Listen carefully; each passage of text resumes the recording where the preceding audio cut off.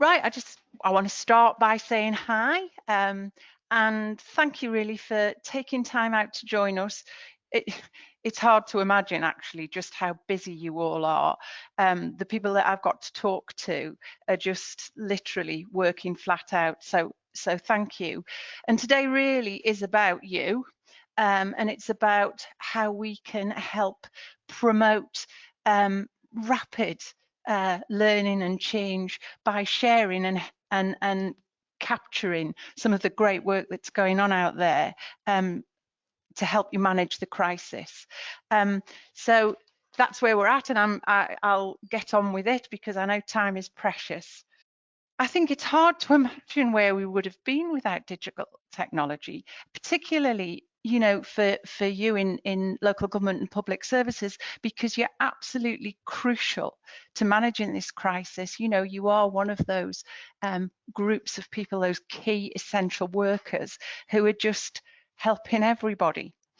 And I think that the good thing is that actually you've got lots of experience, almost 10 years experience of using technology to transform your work, how you communicate, how you deliver services. And although that hasn't been necessarily swift or easy, I think one thing is clear: you have learned an awful lot and you are really rising to the challenge. It's extraordinary. So what I want to do is I want to start with a quick kind of overview of how you've been bringing all of that experience to bear, building on your knowledge and using the platform to you know, solutions to successfully move forward into action. But then I want to actually drill down and look at some of the details of this great practice. And I want to start with an apology. There is absolutely no way I can mention everybody. You're all doing amazing things. So this isn't a choice of the best. These are a flavour of what's happening out there.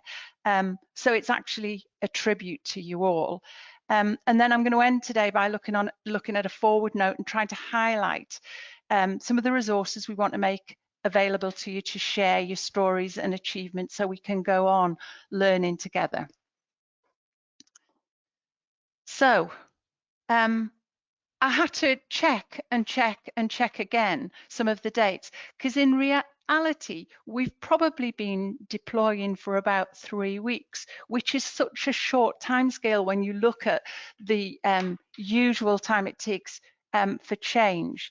But within this time, just to give you an overview, we've seen 300 plus new COVID-related forms built, implemented, deployed. 150 of these are for community support alone. And we've seen over 80,000 submissions around business support grant funding, about community shielding, about well-being, about education and childcare, and about internal processes, how councils are managing to run their business continuity. That doesn't include the Department of Education, who have built a form and process to get information on a daily basis from school about who's attending, who they're looking after. And if you look at the figures there, that's the last 14 days. So are they working? I pretty much think they are. And then in terms of Gov delivery, communicating, absolutely crucial now. And if you look at the changes they've seen, there are now almost 17 million unique subscribers to Gov delivery, a 281% increase on 2 months ago. There's a weekly network growth of about over 28,000. Bulletin sends have doubled and are about over 36,000 a month. You can look at the number of millions of messages that have gone out since January to the 23rd of March. And also what is good is there's been clear ICO guidance that says in this kind of crisis, you don't have to have had a sign up or permission. If it's about support, health, well-being, then you can just send messages out. Too many categories to mention. So if I can just say that, you know, there's so much information out there in terms of advice, guidance, signposting, getting feedback. So what I would say is councils often aren't known for being agile and responsive, but if you take a look at that, it's an incredible response. The other thing is that I wanted to mention is it's not just a sledgehammer to crack a nut. It's not just a newsletter to keep everybody informed. Fantastic targeted messaging going out to all audiences.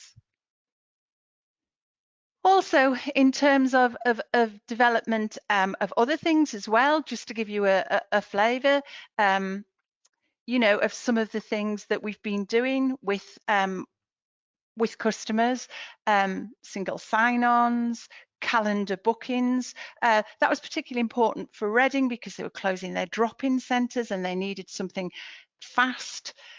Remote training for people who are putting more people to work building forms. So we've had to do that remotely. Yeah, digital workspace, both Reading and East Riding have quickly implemented shared digital workspaces to help in coordinate the work with community organisations, and I'm going to talk specifically about that later. In terms of Gov delivery, you know, the things that are being put together are really being done within a 24-hour period. New templates, new sending addresses, list imports, so you can send out lots of emails to staff, automated comms. So much information is all being put together at speed and well used. So I want to start by really talking about digital connectivity and how it is absolutely supporting a coordinated approach to action in these times. Basically, the leadership team is desperate. It needs information, it needs insight. And what is really great is that what we're seeing being pulled together are the knowledge and understanding that you already have within organisation, those skills that you have are being pulled together, used at daily stand-ups. I know certainly places like Kirklees and Plymouth, they're bringing together their communications and web team, ICT, customer services and human resources, because this is about their staff as well, in daily stand-ups, so that what they're getting is effective communication, insight from the front line, insight from citizens, so they can take a real agile response to emerging issues. And you're getting emerging issues every day, priorities, new policies, and it helps in terms of identifying different audiences and needs, and particularly about refocusing resources.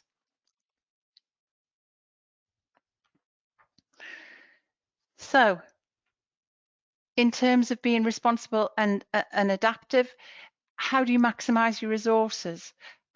We've seen some really fantastic messaging with to gather using the internal portal and forms to gather and collect data from staff, you know, information about staff absences, whether it's self-isolation, things like skills surveys, and in particular about volunteering, what people can do, where there are staff shortages, where there are emerging priorities, where staff need to be redeployed.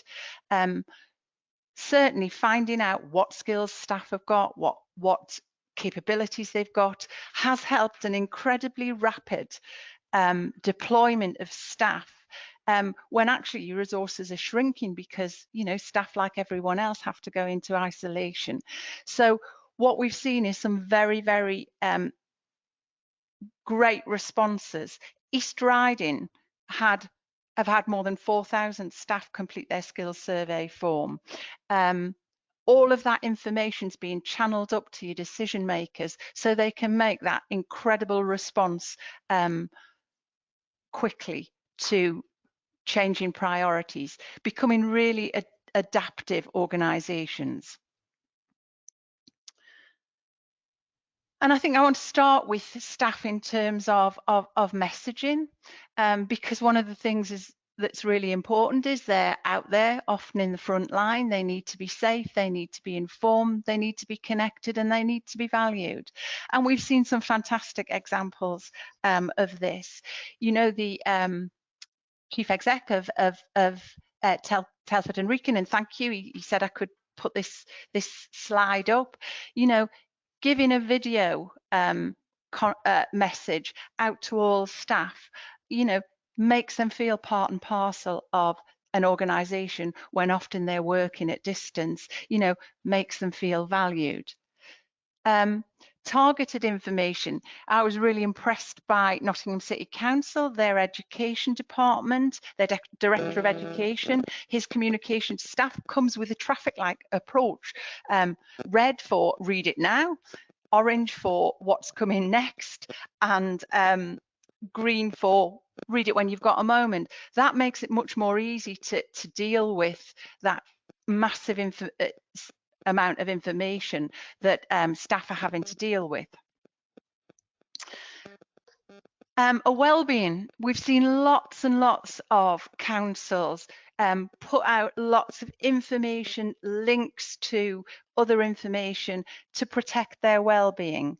You know, Hounslow's message to their adult social care managers about taking care of their staff. Lots of helpful links and resources about taking care of your body, taking care of your mind, taking care of your soul. I love the concept of random acts of kindness promoting well-being. And I think that, as I say, it would be great to hear lots and lots more of the things that are happening in terms of supporting staff's well-being. And then I think also that concept of being recognised and valued. And again, I think lots of information going out about thank you for everyday heroes who are out there, whether it's bin men, social care staff, or the back office staff who are supporting them. It's really, really important that staff feel that kind of value for the work that they're doing, because in some cases, you know, they are out there at risk. So what we've seen are fantastic communication strategies being developed through GovDelivery.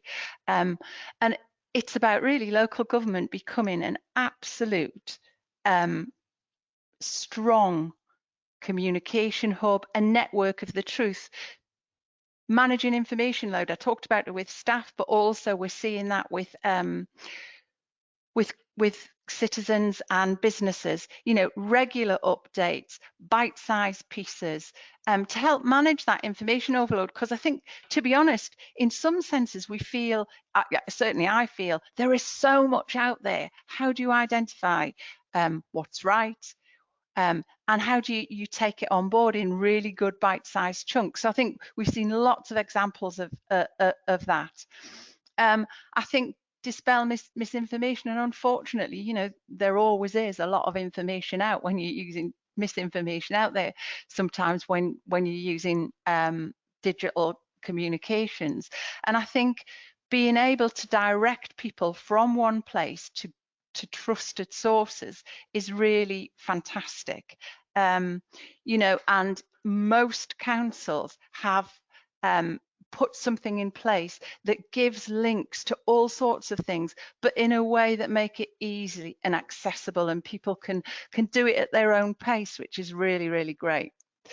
And then I think the other one is about, you know, capturing all those different groups. And I've just put up, you know, for, you know, Coventry City Council out to their citizens, but everyone has, you know, different groups of citizens, and we've seen lots of targeting going on because you know your citizens better than anyone, and therefore, you know, you're developing things that reflect the local need. Businesses, great information going out to businesses, and then, as I said, to staff, but not just to staff, to elected members. You know, elected members update, they need to get regular information. They need to get it in a format that it's easy to understand. So I think what we've seen is, you know, a real move to this fantastic communication, digital communication strategy. Oh, making it eye-catching. Yeah, you know, some of it's just great. Some of the things, you know, we've got pop-up boxes like the one at Waltham Forest, really great visual images, video, pulling everything together. So, you know, one update that highlights the latest Twitter, so that people can link in wherever they want. I think we've seen some really good promotion of please use online services if you're able, because it frees up staff. So I think, you know, those kind of really great, eye-catching, easy to understand messages are just great. I wanted to just say a little bit about the hard to reach in particular, because we've got a number of groups that are probably more vulnerable because of the crisis, because of being isolated in lockdown. And I think you're engaging even with the hard to reach, and we've seen some great stuff. Some of the work that Sheffield have done around domestic abuse, in terms of making sure that there's information out there that you're not on your own, help's at hand. And I think that's really important for people who might be in lockdown in situations of danger. I think one of the other ones that I saw that I really liked was the Dumfries and Galloway. Their chief social worker has put together a short video on child protection, saying what they're doing to protect our most vulnerable children, but also asking people to be their eyes and ears and giving them an easy way to report any concerns they've got. The other one is homelessness, and we know that homeless people and rough sleepers are probably one of the hardest groups to engage with.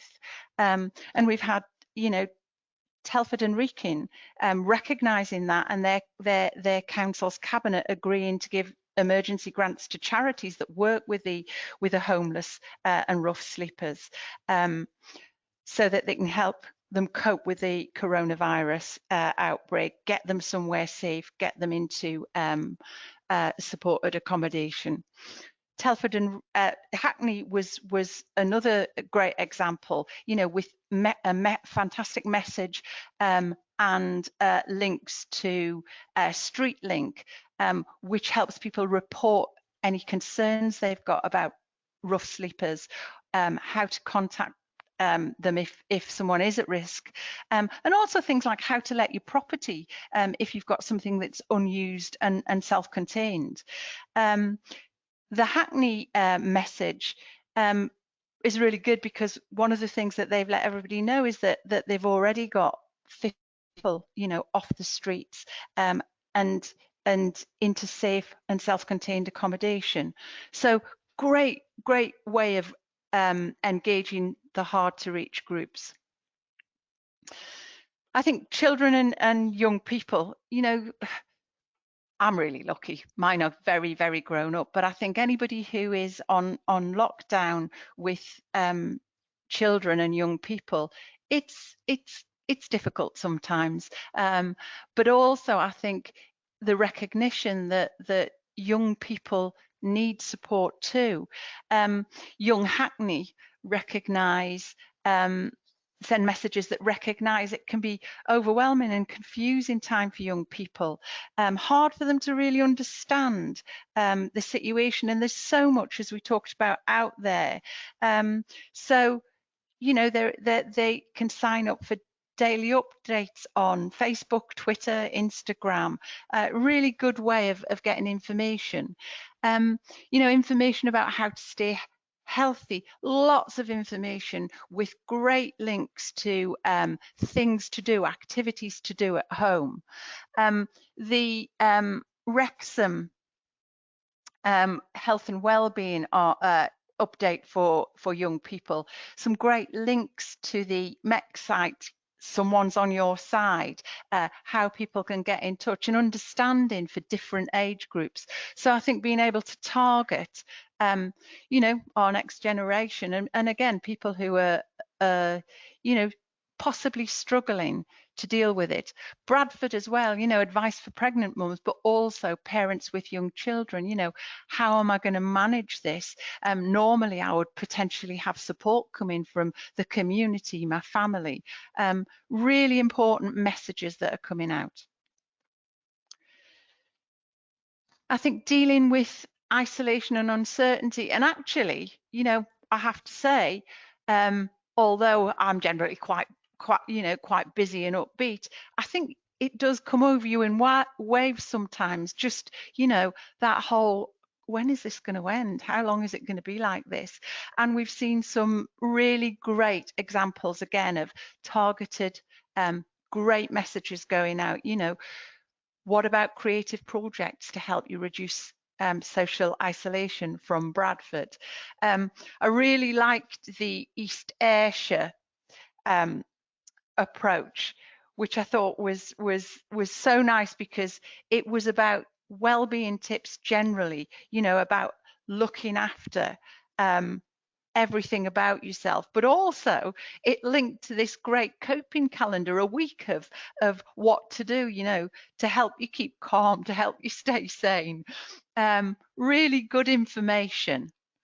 And Nottingham, you know, tailored advice for you going out. You know, take the mind plan quiz. You know, if you're feeling overwhelmed, have a look. You're not on your own. The NHS have put this together. And I think it's those kind of things. And there are so many of them out there, which is absolutely fantastic. It is, it's absolutely fantastic. Whoops, something gone direly wrong with my my PowerPoint. Okay, I think particularly, I think now I want to move on to about mobilisation, about using GovService to actually gather that information to allow people to apply for support, and particularly, you know, that kind of community network approach. So if you look at Waltham Forest, you know, their messaging goes out and it's leads them to a let's get stuff done. You know, you can request help, you can sign up for a volunteer, you can donate to crowdfunding. You know, this is a fantastic opportunity, and basically they've already had 183 backers. Over 21,000 pounds has come in. All that money is going to go directly to community organisations to ensure, you know, vulnerable older people get the help and support they need. Wirral, you know, put in, if you are in need of emergency food requests, you know, get this filled in. We're looking at using forms quickly to get the information into an organisation, and then to actually make sure it's workflowed and responded to quickly. I think the other issue is making sure that the message about vulnerability, as we said, for hard to reach groups, gets out to everyone. Kirklees have put forward, you know, lots of multilingual options available, so that non-English speakers don't miss out on the information about how they can get help. I know Tower Hamlets in their Bengali newsletter ensured messages were getting out to people who didn't have English as a first language. So lots and lots of information going out there, but making sure that everybody's getting the message. I think the other area where we've seen really good, great processes being developed to get the information in, enable people to apply, and then get things out swiftly. Really, really important is around businesses and people with self-employed. And I think it's that idea of getting clear, targeted information out, but then linking that with something that makes it incredibly easy to apply and get the grant. So if you look at the Southampton example, you know, message goes out about businesses, support, direct link to complete an online application. It's a smooth, seamless process, and that's exactly what's needed to get that money out there as fast as possible. Similarly, I know Renfrewshire, I think they pulled an all-nighter, I heard from them, to make sure that they got their forms ready, out, sent out the messages about business support, direct linking to help all of those different people who need it. So seamless support, targeted communication, direct application, fast delivery of financial support, fast build and deployment. I know that when Kirklees went live with their business support forms, they went live at 10 a.m. in the morning, and they'd had 1,000 applications in the first 6 hours, because they were able to integrate with their Exchequer team. They were taking bank details and the money was being rapidly transferred. That's the kind of swift response that, you know, we should be incredibly proud of.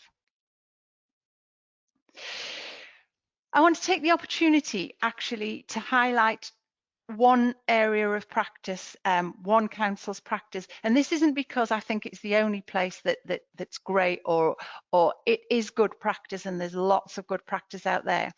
But for me, I wanted to highlight it because I think that it basically shows about using the platform, the solutions within the platform, because basically that's what they've done.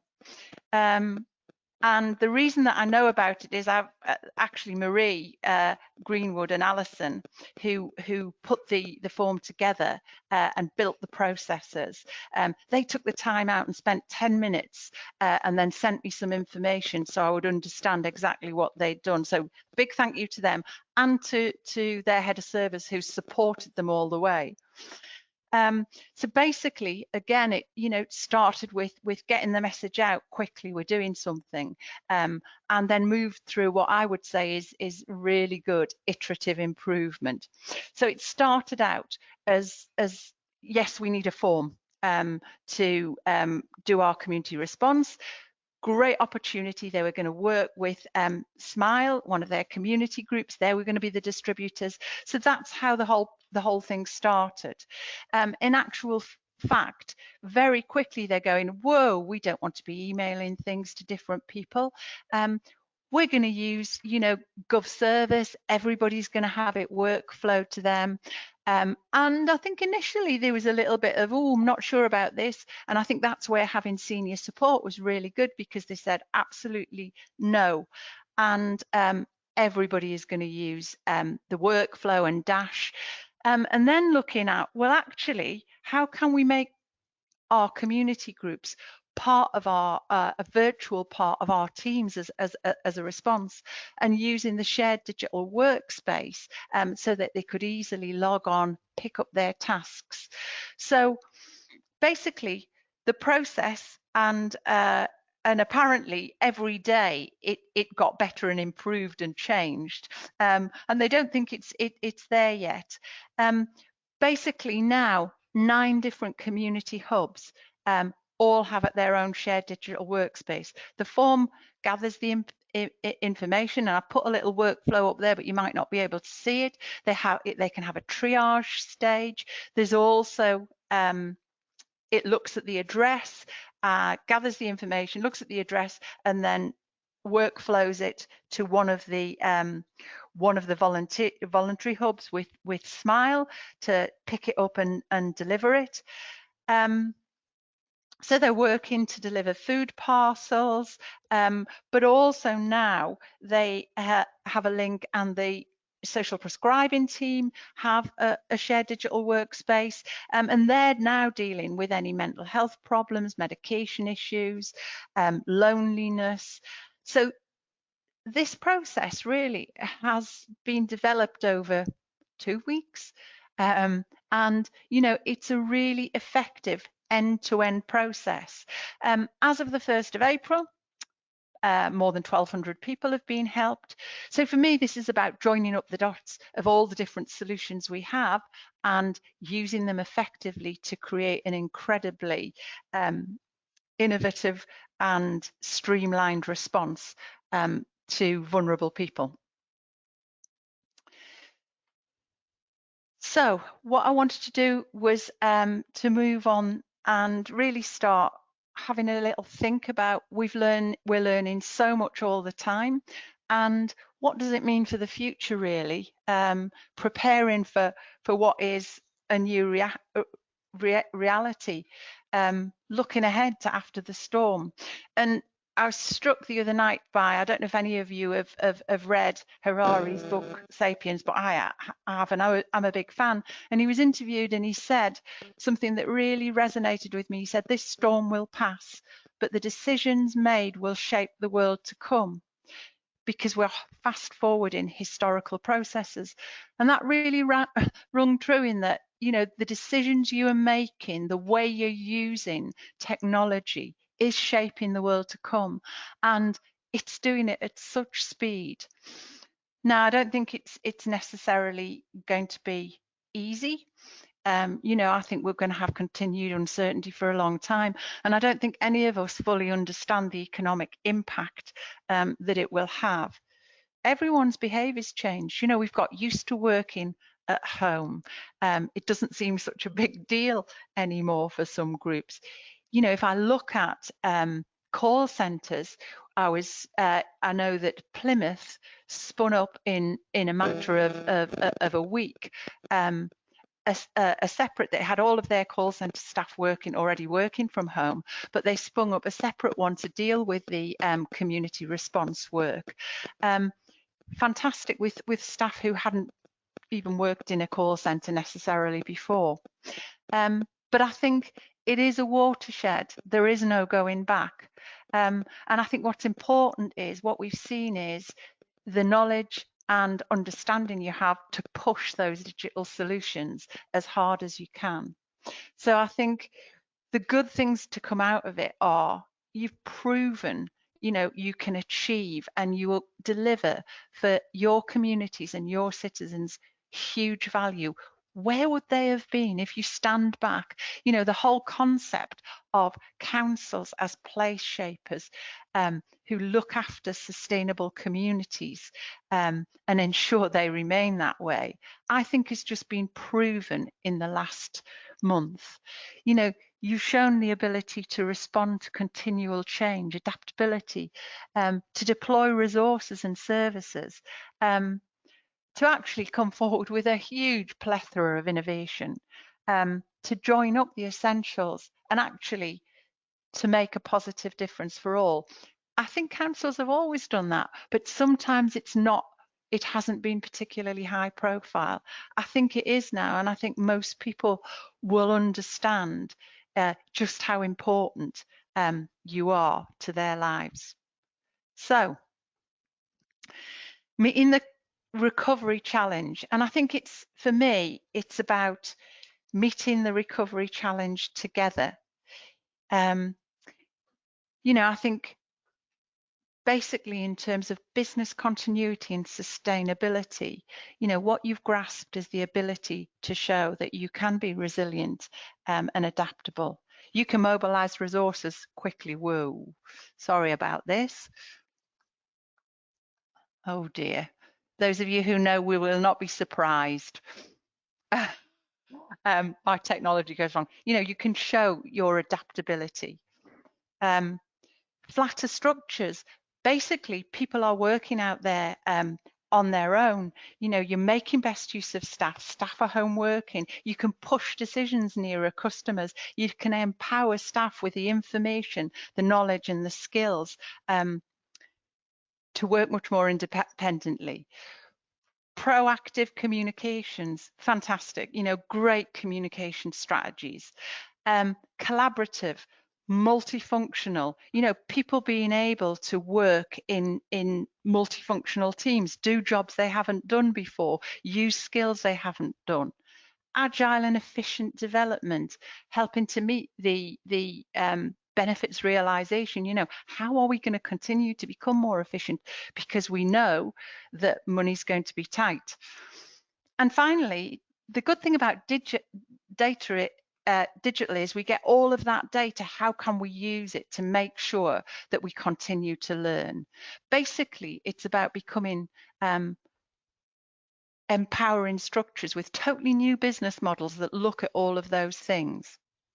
So I want to leave really on the strategic partnership. I think we've worked really, really well, and always, you know, our focus has been on how can we support you in success. But I think that this has proven a huge opportunity as well, and we have created a whole number of new resources to help you share good practice, learn together, and they're on this slide, which you'll be able to take forward. You know, we've got blogs about how to make a difference in comms, how to tackle COVID-19 with online self-service, delivery tips in terms of communication, outreach examples that will start to gather all of those good examples. So please, please keep letting us know. Public sector guide to, you know, to dealing with a crisis, and Gov Community, which is a Slack channel for you all to go on and share with each other. What are you doing? Your stories, what worked well, what maybe didn't work well, ask for information. And I noticed that we've also now got some forms on the support portal in terms of the forums where people have offered up so thank you, Wirral, I think you were one of the first who've said, you know, please share our form if it's helpful, this is what we've done. I think there was a Harrogate form on there as well. So there's lots and lots of information out there to help. And I think that basically, since we launched at the summit as Granicus in January, we have had an even bigger focus on how can we work as a strategic partner. You know, we want to continue to bring additional resources to the table. We want to help you continue to share the things you're doing so that the pace of change is good. And we're going to be continuing to develop our commitment to empowering you to maximizing the benefits of digital technology, you know, helping you address the inevitable budget reissues that we're moving forward.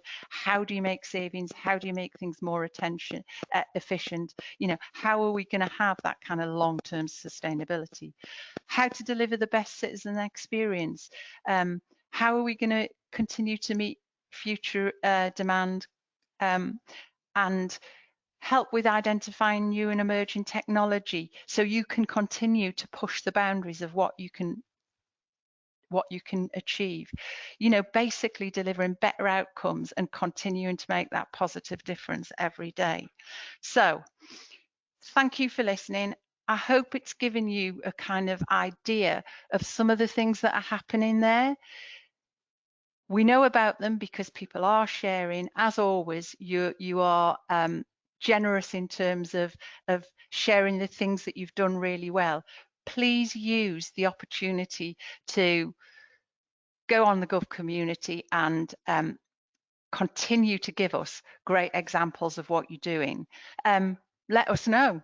You know, I'm happy you can email us, but there are huge opportunities to share. So keep doing what you're doing. I shall look forward to hearing more and more from you.